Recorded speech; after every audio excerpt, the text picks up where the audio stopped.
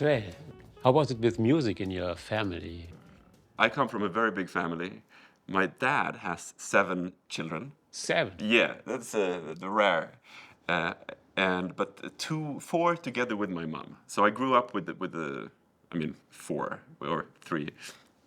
And we had a piano at home. My mom played some classical piano when she was a teenager, I think.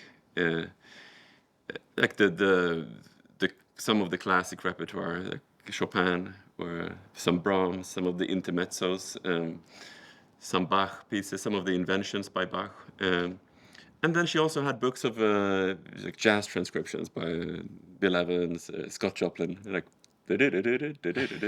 So that's what I grew. That's like some of the first things that I heard on the piano at home.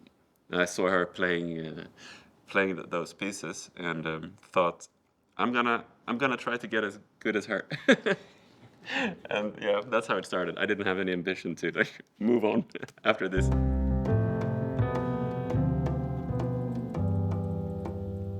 And then, did you study music? I did, yeah. I mean, first we found a young woman, maybe in her 20s, who taught piano for kids, close to where I lived, where I grew up, outside of Stockholm. So we went there every Saturday morning to get piano lessons, and it wasn't classical training. It was, I think, the first thing I learned was boogie woogie. Not the very first thing, but after some time, like a simple boogie woogie exercise. And then my mom said it's time to move on, maybe find somebody who can push it a little bit. But it was hard where I lived to find a jazz, like a teacher who could teach jazz to kids.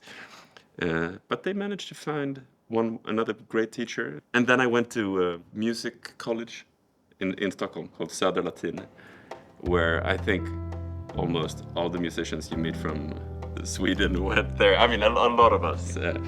And then to the Royal College of Music in Stockholm. And that's also a connection with Esbjörn, because he studied there in the 80s, I think. And if I understood it correctly, he had the same teacher as I did, Ove Lundin, he's retired now, but he taught there for 40-something years. So all the piano players who studied at the academy in Stockholm studied with him. And he was a great guy. You know? Yeah? Yeah. How did he work? So he explained a lot of things by using metaphors. And I remember one thing. I mean, I have so many stories about him, but I was playing one piece by Chopin, I think the famous Fantasy Impromptu. And I had a problem reaching from one point to another point on the piano, like there was a jump, a big leap. And I said, I can't do it. I don't know how. I've been practicing for hours. It doesn't work. And he said, close the lid of the piano. And he put a pen on the piano, on the lid. And he put it over here. And then he said, grab the pen.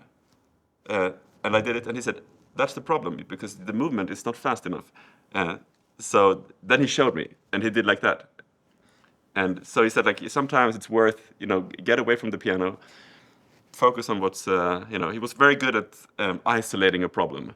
I practiced the pen thing, and then when I opened the lid again, I could move my hand. So, I mean, yeah, but that's just one of many stories. He was a very musical person overall, I mean.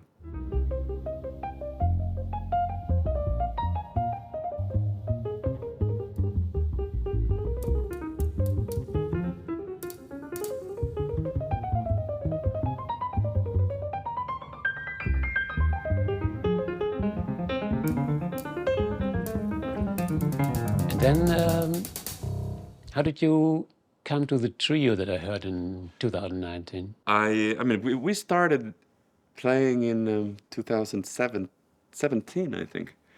For a few years after I graduated from college, I had been playing as a sideman with other people, not really knowing what I wanted to do with music. Like, how do you start? I mean, but I had compositions that I had worked on since I studied, and I didn't think further than I just wanted to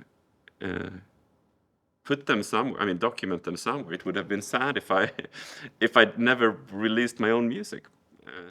So that's really how it started. I mean, people were encouraging, but still, I didn't expect to get a career out of this. No? So, I mean, I funded my first record by myself. It wasn't like I had a label or anything. And then I found a label in Sweden who wanted to release it called Naxos. And yeah, that's how it started.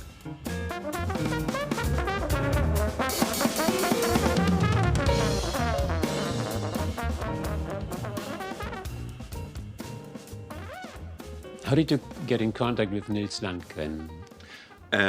I remember I played with a wonderful singer called Christina Amparo back in Sweden.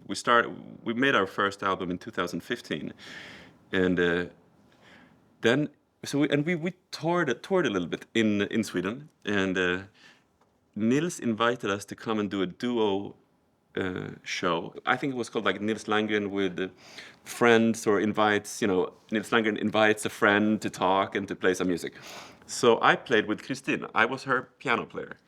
And Nils, I remember him saying, after we played, he said, like, you have a very nice sound on the piano. We should play together.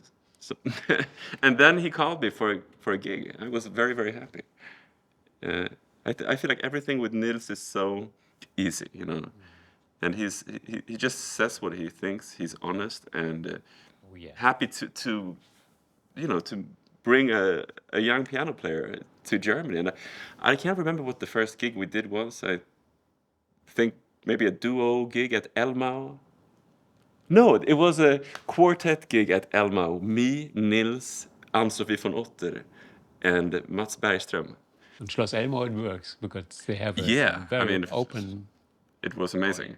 And I got to play with Ann-Sofie von Otter too, which was I'm still a little bit intimidated by the classical world. And every time I get a classical gig, I have to say yes, because that's a learning experience for sure.